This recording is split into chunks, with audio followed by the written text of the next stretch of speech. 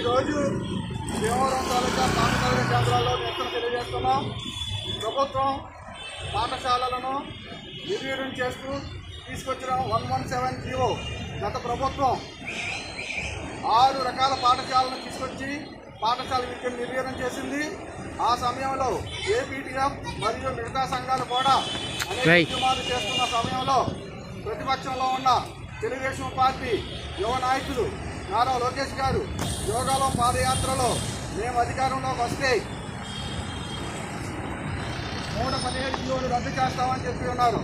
కానీ అధికారం వచ్చిన తర్వాత జీవోను రద్దు చేయకపోగా అదే జీవోను ఫాలో అవుతూ గత ప్రభుత్వం 6 రకాల పాఠశాలలు చేస్తే ఈ ప్రభుత్వం 8 రకాల నుంచి 9 రకాల పాఠశాలను తీసుకొస్తుంది.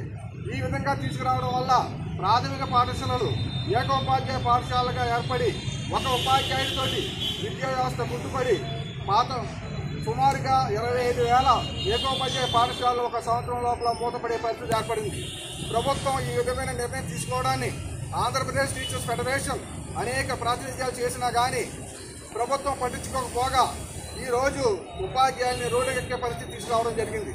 అందులో పిలుపు భాగంగానే రాష్ట్రంలో ఉన్న అన్ని పాత తాలూకా కేంద్రాల్లో ఈరోజు ఈ నిరసన ప్రదర్శన చేయడం జరుగుతుంది.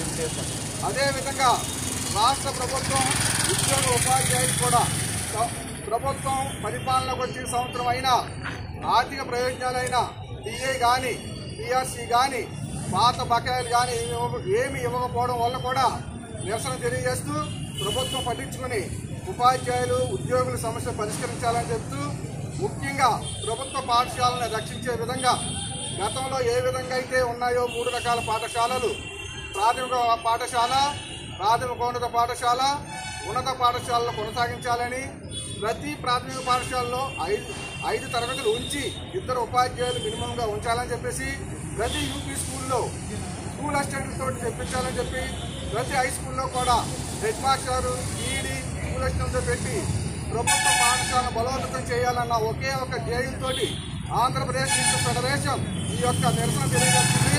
ప్రభుత్వం ఎప్పటికైనా మరి ప్రభుత్వ పాఠశాలను రక్షించే దిశగా చర్యలు తీసుకోవాలి.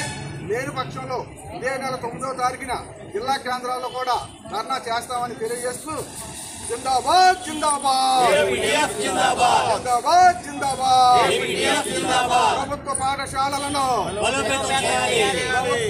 ప్రభుత్వ పాఠశాలలను టీఆర్సీ కమిషన్ బకాయపడ్డ 3 డిఏలను జిందాబాద్ జిందాబాద్. ఈరోజు భీమవరం తాలూకా పాఠశాల కేంద్రాల్లో నిరసన తెలియజేస్తున్నాం. ప్రభుత్వం పాఠశాలలను నిర్వీర్యం చేస్తూ తీసుకొచ్చిన 117 జీవో గత ప్రభుత్వం